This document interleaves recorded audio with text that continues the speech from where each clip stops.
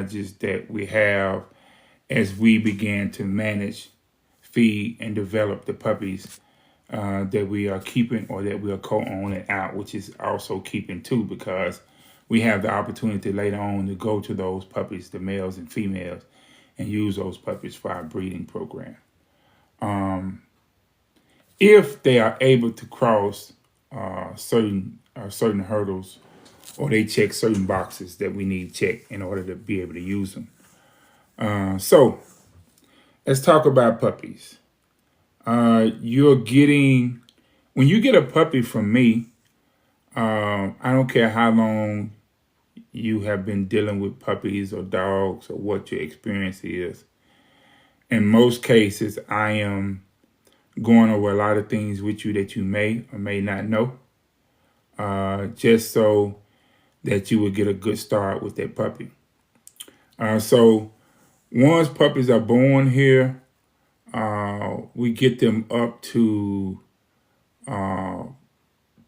2 weeks old. We do a deworming of the puppies, 2 weeks, 4 weeks, and then 6 weeks, we give them their first vaccination. If you are in a different state, different parts of the country, you will find out that the veterinarian practice is indeed a practice that every veterinarian does not recommend or give puppies vaccinations at 6 weeks. I've seen vets that have done it at 5. I've seen some that have waited until 8 weeks old. Our practice, which is what really works for us in terms of what we do here, is 6 weeks, 8 weeks, 12 weeks, 16 weeks, we give a vaccination. And at 18 weeks, 2 weeks after that last vaccination, we consider that puppy to be fully vaccinated. So when you come here, you get a puppy, at the minimum, that puppy will have a 6-week vaccination at 6 weeks. In most cases, if that puppy is here to 8 weeks, that puppy would get another vaccination. And let me explain to you why, because I've had to explain this to some of the veterinarians around the country who may ask, what did Mizan K9 Kennel give? Why did they give it? Etc., etc. Remember, the puppy, just like a child, when it's born, is living what? Off of its mother's immune system. As that puppy grows and develops its own immune system, just like a human being, just like a child, it pushes its mother immune system out as it develops its own. That time period is between 5, listen to what I'm saying, it's between 5 and 7 weeks that puppy is developing its own immune system, right? So if we know that this really, the launching pad of this is about 5 weeks, then we get that puppy at 6 weeks, we get that puppy its first vaccination as it's developing its own immune system. Okay. That vaccination is considered a temporary vaccination, simply because, what did we just say? That puppy's immune system is really on high alert at that 5, 6, 7 week period as it's pushing its mother immune system out and developing its own. So that vaccination is only temporary. So we give that vaccination at 6, and then at 8 weeks, we're giving what is called a booster. And in most cases, we're just doing the distemper parvo. You should study the different types of vaccinations out there for puppies and what they're for. There are certain vaccinations that your puppy would not need if they're not in an environment where they're going out hunting and coming in contact with certain things. Then there's certain vaccinations they may not need. I would always recommend the distemper and also the parvo vaccination, those two. So you get the 6 weeks vaccination. Sometime if we're sending a puppy out at 8 weeks, our contract says that you have the responsibility to take your puppy to the vet at 72 hours, within 72 hours of picking the puppy up. So you may or may not get that second vaccination. If you're going to a vet, it's easier for that vet to do that second vaccination, and then they're documenting that in their records there for you, okay? Because you have to go anyway. So you may or may not get that 8 weeks from us. When you take this puppy, we are automatically telling you what the puppy is on in terms of food. Now, whatever we tell you the puppy is on, that puppy has been on that for a minimum of 7 days. Even if for some reason we change something, when you get the puppy, it has already been on that for 7 days. If you have a contract and we know that you're coming to pick your puppy up on a certain day, we are pulling your puppy. We're doing an extra deworming of the puppy, right? And we are isolating that puppy, and we're monitoring its intake of food, intake of water, its poop for 72 hours prior to you taking it out. And why is that important? Because if we leave your puppy outside and a cocoa bud flies into the kennel, or a leaf, or they have access to the wood from the doghouse, or anything, they can eat that at the last minute, and they can start throwing diarrhea before you come and get it. That's a problem. You never want to send a puppy out that does not have solid waste, okay? Because that diarrhea that can come from them eating anything at the last minute is something that you're not 100% sure why they're throwing diarrhea. So isolating that puppy for 3 days, it cannot get a hold to anything. Monitoring the poop is something that I advise other breeders to do, to make sure that they are sending that puppy home, that it's eating good, the waste is solid, it's drinking well, and there's no issues there. So that is really, really, really important, because you don't want to send a puppy out and that puppy is going out of state in a lot of cases, and then they're having issues and having to try to get the puppy back to you, or spending extra additional money at the vet that they should not have to spend. So that's the thing. I always send out extra dewormer, parental suspension, when I send puppies out. So they'll get a dose that day, and then I send 2 doses, so they will wind up getting 3 doses and running. And I always advise people, if you see something, don't panic. This is here for a particular reason. So when you get your puppy home, there are environmental factors that you need to be conscious of. Okay. Remember, when we talk about health, we're talking about 2 things. We're talking about genetic health. That means genetically, or what is inherent in the DNA of that dog, passed on from its parents, grandparents, great-grandparents, etc. So that's in the bloodline. That's in the DNA of the dog. It's inherited. So that's genetic health. So we are doing what we can in terms of the health testing, scanning the health, researching the bloodlines, looking for things that may be harmful, that we don't want to use, stock that we don't want to use that carries certain genetic defects. We're doing all of that. But there's also environmental factors that impact the health of the puppy through its developmental stages that we have to be conscious of. This is why we say Do not allow a puppy or youth dog to hop off of anything taller than its back. Why? Because we don't want to see injuries that can be prevented.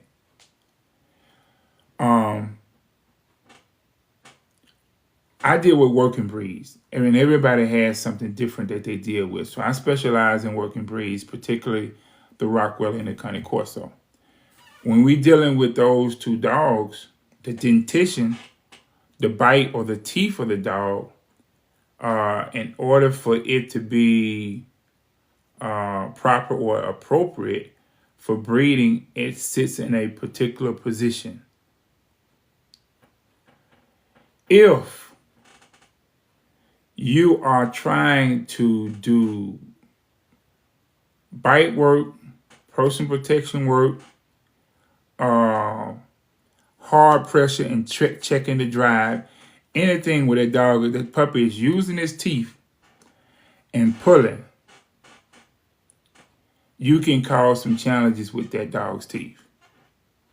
And I'm not talking about breakage. I understand that, you got puppies that would break teeth, but the teeth that they normally break at their young age are teeth that's going to be replaced anyway. Okay, so I'm not talking about that. But remember, and I'm going to give you an example with the Rottweiler. With the Rottweiler, we're looking at 42 teeth, and they are positioned in what is called a scissor bite. Scissor bite means that the upper teeth or upper incisors slightly overlaps the downers. Okay? Slightly overlaps. So what happens is, if you start to do bite work with a puppy, a working breed puppy at too young of an age, and you continue to do it, even though they may excel in that work as a puppy, with all things considered, you will displace the jawline of the teeth. I'm going to say it again. You will displace the jawline of the teeth. So this jaw, the base of the jaw here, is fragile and it can be pulled out. So we have the scissor bite, but if you are doing this bite work at a young age on these dogs, before the teeth are fully developed, before they're strong and in place, and you have the P1s, the P2s, and so forth and so on, what you're doing is you're pulling that jawline out. And instead of having a scissor bite, that puppy ends up with what is called a underbite. Underbite is the bottom jawline begins to overlap the top. This is an overbite, but this is an underbite, okay? So in the show world, when we go into the ring with a Roddy, and there's a, sound like somebody out there? Mm-hmm. Amazon. Okay, and there's a underbite, that dog is automatically disqualified from the show ring. The dog is disqualified from the show ring because as a working breed, that dog has to have in place, in terms of the anatomy of the dog, it has to have in place that which will allow the dog to work and to work effectively and efficiently. So when we displace the jawline, we mess up that bite, and that is an environmental issue caused by us as human beings not being careful. Okay. Just as you are displacing that bite, There are other challenges that you can produce at the same time. Uh, in the Raleigh world, we do what is called hip and elbow clearance to make sure that there's no dysplasia in the hips and the elbows. And in most cases, when you run these tests, if you're doing OFA in the United States, if you're doing pin hip, if you're doing ADRK, sending them to Germany, you will find out in most cases, these dogs will pass the elbows, even if they do not pass hips. They will pass the elbows, okay? The elbows are a little bit more difficult to injure than the hips. But if you're doing bite work with that puppy between 4 months and 7 months, between 4 months and 7 months, not only can you mess the teeth up, but you can also mess the elbows up. There's a part of the elbow called the ankylosing that starts to fuse together at about 4 months old. So if there's hard pressure on the joints of the elbow, you can get a fracture there, and that elbow, that ankylosing, which infuses, it will not infuse like it needs to be infused. And when that puppy becomes 15 months old or 24 months old, they will absolutely will not be able to pass the elbows. Dr. Carmen Battaglia has talked about that in the United States, has lectured on that extensively. That even in Germany, when they were trying to check dogs for drives and they was having these issues, they went and they found out what the problem was, and they quit doing hard pressure training to determine drive at that age, and they reduced elbow dysplasia by 45% in that country. So I know a lot of people get on the net, they do a lot of talking, but there's scientific research that says we should not put hard pressure training on puppies, or hard pressure at all, whether it's training or not, on the hips and elbows at that time period between the 4 and the 7 months. Even as it relates to going up and down stairs, they shouldn't be doing that, okay? Jumping off things taller than their back, they shouldn't be doing that. What else? So we want to look at, the hips and the elbows. Of course, if we are in the position to do so, we want to go to the ADRK with our images at 15 months and go ahead and get it documented that they passed, or whatever the case is, whatever the conditions of the hips and the elbows are. I want to talk a little bit about one of the greatest challenges that we dealt with when I worked as a clinician in the veterinarian field. Parvo is an environmental issue. I'm going to say it again. Parvo is an environmental issue. If it is an environmental issue, it means that the risk can be reduced or 100% avoided. In this case, we want to talk about reduction. When you get that puppy has had 1, maybe 2 vaccinations, it's not fully vaccinated, you must be careful about taking that puppy around other dogs that are not fully vaccinated. Okay. I would take it a step forward to say you have to be careful about taking these puppies around other dogs. Period. So a lot of us get these puppies. We know somebody in our neighborhood, in our family that have a puppy or they have a dog, and the first thing we want to do is we want to go around the town to our families and friends, and we don't show this new nice looking puppy off that we have. So we're going to their home where they have pet set, dogs particularly I'm speaking of. We're putting the puppy outside for a minute to use the bathroom. We're walking off. And that dog is coming in contact with all type of environmental issues. If that puppy or dog that you're taking your puppy to visit has parvo, they can get it. Now, some people will say, well, my cousin dogs is fully vaccinated. I was working in the veterinary field when in Arkansas, they discovered a third strain of parvo. Okay.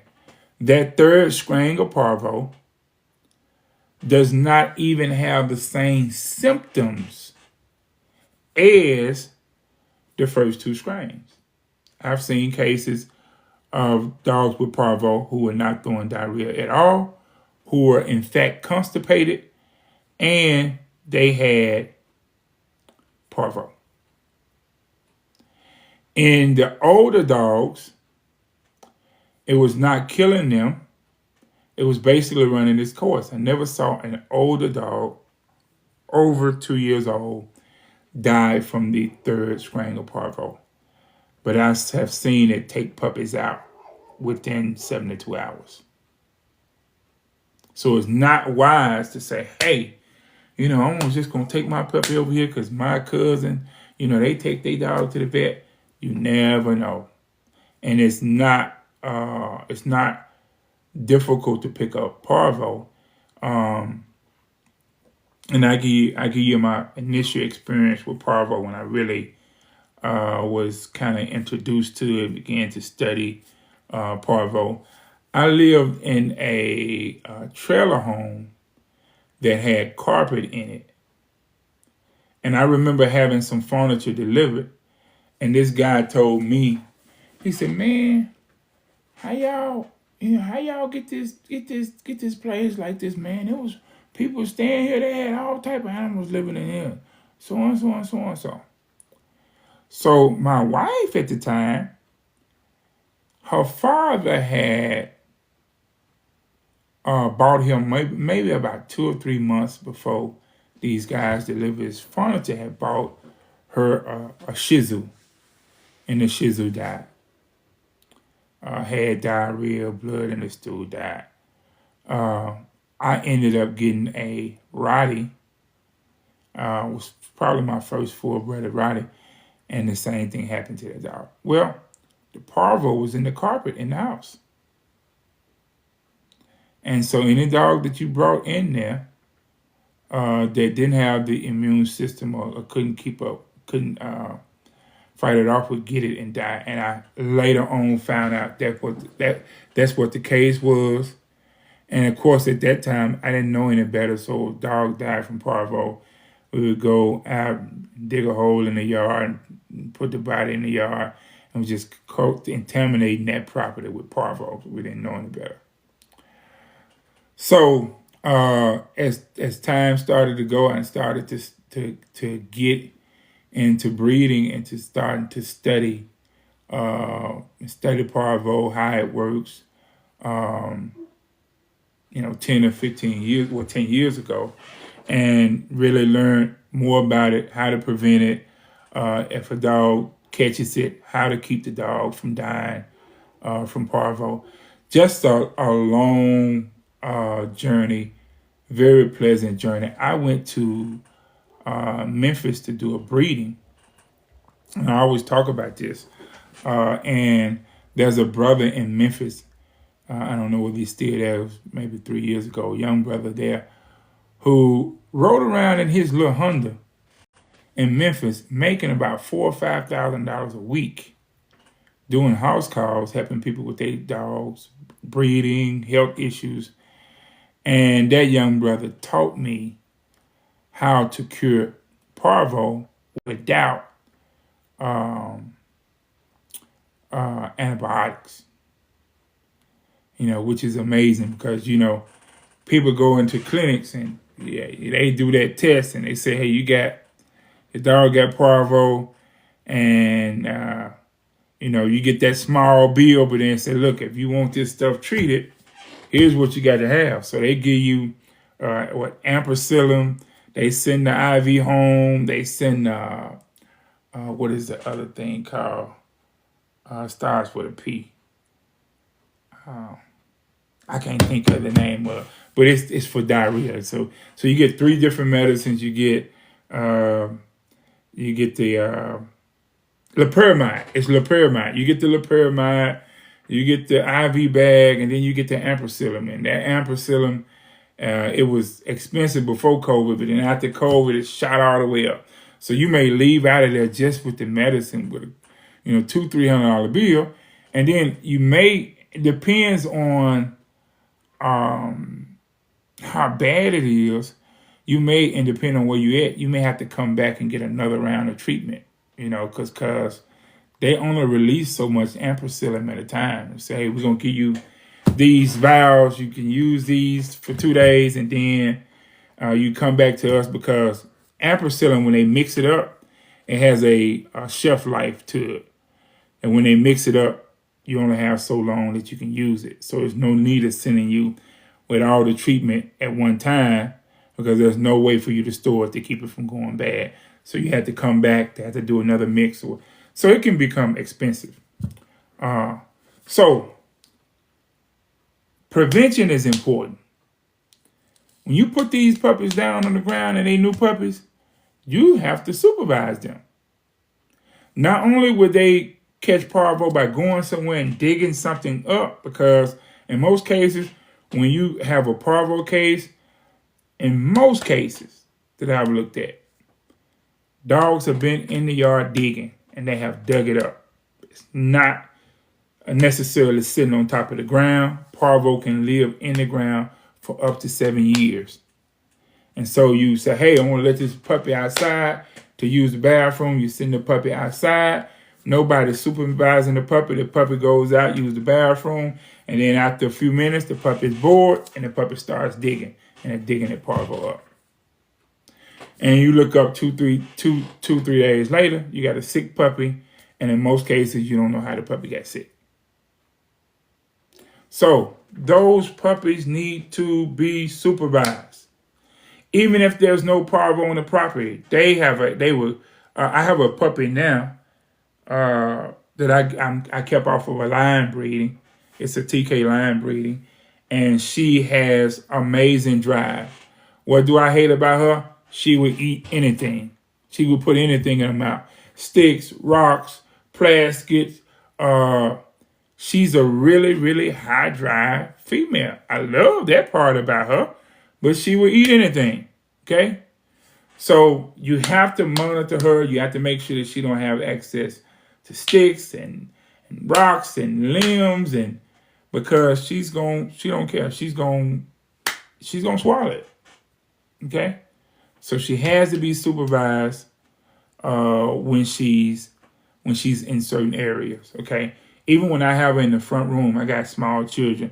I have to get on my knees and walk around on my knees, scrunch around and look and make sure there's no bottle caps or nothing that they can, that the puppy can get and swallow, and we have issues, okay? So all of those are environmental issues. I do not want to get phone calls from people that, and I've got these calls, well, my puppy went in the bathroom and I have some weed from my hair that I took taking my hair down, and they ate some of the weed. And now the weed is in the intestines. It done stopped the intestines up. Now the vet got to go in there and do surgery and cut that piece of the intestines out, pull that out. And you're looking at $2,000-3,000 doctor bill. It could have been prevented. Don't let the dog have access to stuff like that. I always say this. When you get a puppy, and my wife will tell you, you get a puppy, the first thing you need to do to that puppy is crate train that puppy. Is that puppy going to have accidents in the crate? Absolutely. 8-week-old puppy cannot hold his bowels like a 3-month-old, a 4-month-old, a 5-month-old puppy. So yeah, you're going to have some accidents. I would say get you more than one cage that's the same size, and rotate them out. So like if I got the puppy in there and I notice puppy's had an accident, I take the puppy out, use some wipes and wipe the puppy up, put the puppy in another crate. And sometimes it may be nighttime where I'm tired and I'm just exhausted. Take that crate, sit it outside, clean it the next day. If you are consistent, especially some of you all who have multiple people in your family, it's you, your wife, your husband, you got 2 or 3 children, a brother living with you.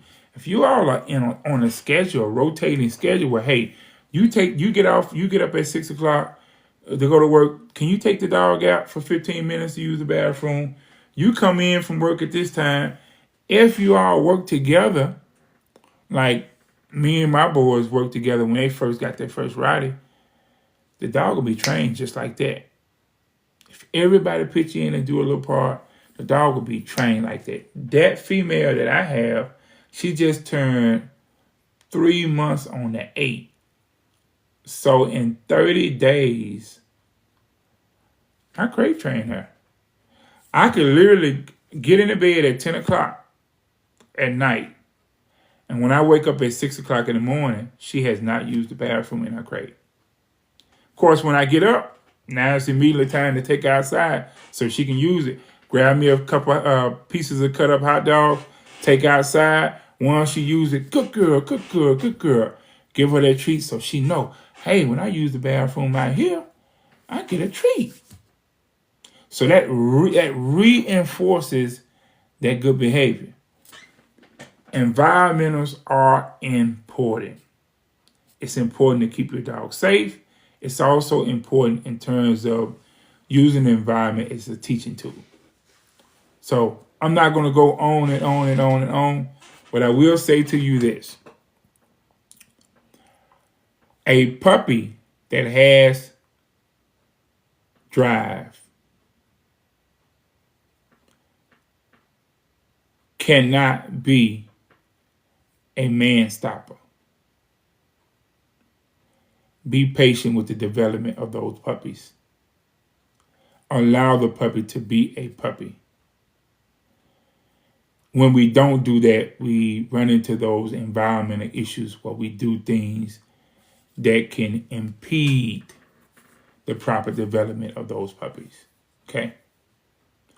I'm going to close, but I want to say this.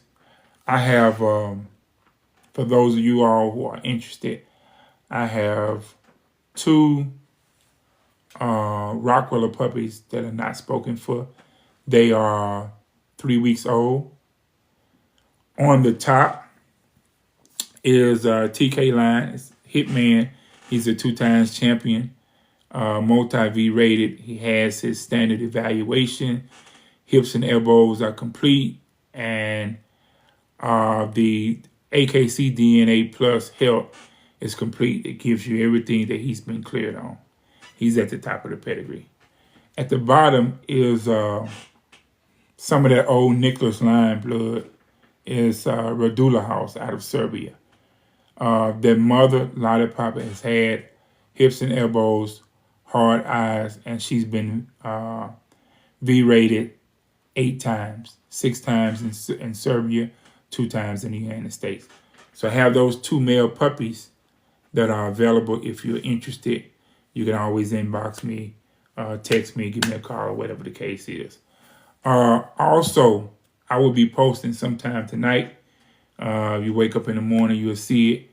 We did confirm, which I already knew, we did confirm through x-ray that Alonza is pregnant. We're looking at about 8 or 9 puppies in her. Of course, we're going to be keeping some females. I don't know how many females it will be. We're going to keep females for a long term.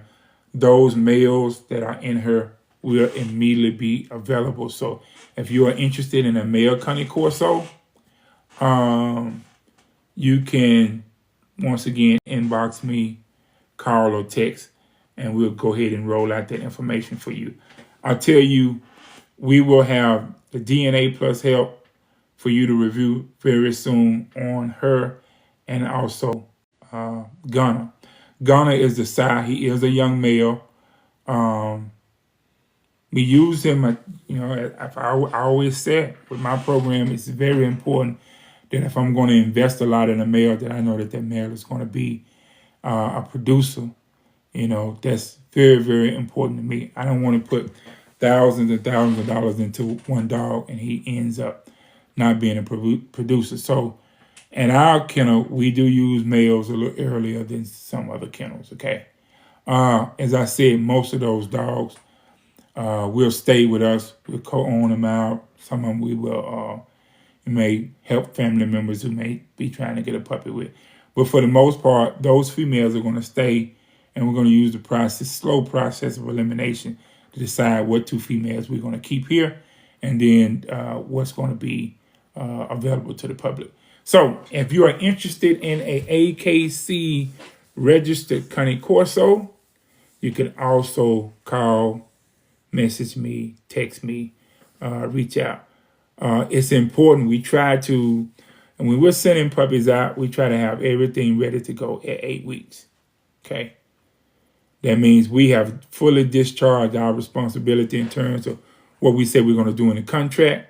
And then we expect you to have your end. And in most cases, we expect you to have your full payment when you come to pick up that puppy. So you do the contract, it's a 20% deposit, and then you're paying the rest when you come pick your puppy up. And we do deliver puppies all over the continental United States. So if you need the puppy delivered to your home, that is a total different contract, okay? So we could work those terms out. Any questions? Anybody got any questions? I see Guardian Cane Corso is in the chat. Good to see you here. Facebook, I see Brother Marquise Oliver came late last night, 11 o'clock last night, picked his puppy up. And of course, Asia Jackson is that. Asia Jackson has the first pick, female off of that Gunner litter. She is a young lady who's 18 years old. She's showing dogs in the AKC, has done well with the Frenchies and also with the German Shepherds. And I allowed her to show Gunner for me in Hot Springs, Arkansas, a few months ago. So I want to put a puppy in her hand at no charge, co-own a puppy to her, and we're going to work together to take that puppy and finish him up in the AKC show circuit. So if you are doing AKC shows, and if I can help you get the right puppy, that winning puppy, to go to shows, then I really want to work with you. We're not limited to working with people in Arkansas. We're working with people all over the country. And I would like to work with you, even if you don't have all the bread to make it happen. Let's sit down and let's talk and see how we can get a good puppy in your hand that you can show.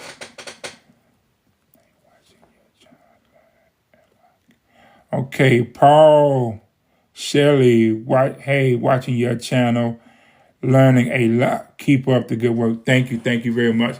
Also, you all make sure that you all go and follow my friend Joe Church, who is over NWA Cane Corso podcast. He is probably the greatest trailblazer in the South as it relates to podcasting about everything related to dogs. He's interviewed some of the top trainers, handlers, breeders of different breeds around the world. We're going to be hitting some shows up this year, doing some training sessions. We got this year coming up, 2026. You all make sure that you follow him, because a lot of the questions that I get from you all when you all call or you inbox me, you're paying a consultation fee that you don't even have to pay. If you watch his podcast, you're going to get all the information you need. You don't have to worry about, hey, I got to call him and I get a 30-minute consultation for $20. You don't have to do that. Watch that man podcast. The information that's coming through him, through that podcast, is for the most part accurate information. And he brings multiple presenters on to deal with whatever subject it is. Everybody's been dealing with the Rockweller heavy, all of the podcasters around the country because of some statements I made. And controversial, yeah. But we got a chance to do a lot of clarity for people around the country as it relates to that breed. Terry Corners, Joe Church, Gerald, who else? Anthony Forte out of BB, Arkansas. Really timed in. I think it was last night. Gave information. So there's a lot of accurate, conducive, really inspiration information as it relates to the Rockweller breed that you can find on the internet. And if it's something that I need to clarify, I can do that. If it's something that I don't know, I have people that I rely on for accurate information. They can help give some clarity. Any other questions, comments before we get out of here? It is NWA Cane Corso Podcast. If you go to YouTube, you can easily find it on YouTube. NWA Cane Corso Podcast. You're going to see a guy on that name, Joe Chase. Subscribe. So when you subscribe, also hit that bell, that notification button, and they will let you know when he go live. He's usually going live a couple times a week. He does do pre-recordings, and he releases those. A lot of times he will put a trailer out for that pre-recording. And if you are into dogs and you have a profession that you do and you can add something to the conversation, people reach out to him all the time. We bring him on the show. Any other questions? Yeah, Nate Baker. Yeah, NWA Cane Corso Podcast. All right, you definitely want to follow that brother. I am a Rockweller breeder, and I do not reference other people except those I have real respect for. So you all should also follow the brother out of BB, Anthony Forte. He's a good trainer. He's a good handler. He's a good breeder. And he is one of the trailblazers in Arkansas. There's about 7 kennels in Arkansas that's trailblazing as it relates to the righties. And he is the lead. Why? He is the lead. And I say that because he breeds, he shows, he handles. He's our club president. And if he can help you, he will help you. He understands. He's a student of the breed just like I am, but he's constantly growing. And so I always want to make sure that I give that brother his flowers because he's did a lot for the Rockweller in the state of Arkansas. Okay. Hey, if I don't have any other business, I covered everything. I'm going to get out of here. Remember, we do have Rockwellers and Cane Corsos. If I can help you get a good puppy, y'all reach out to me. Let me know. Peace. All right, TikTok, I'm out of here. I appreciate y'all.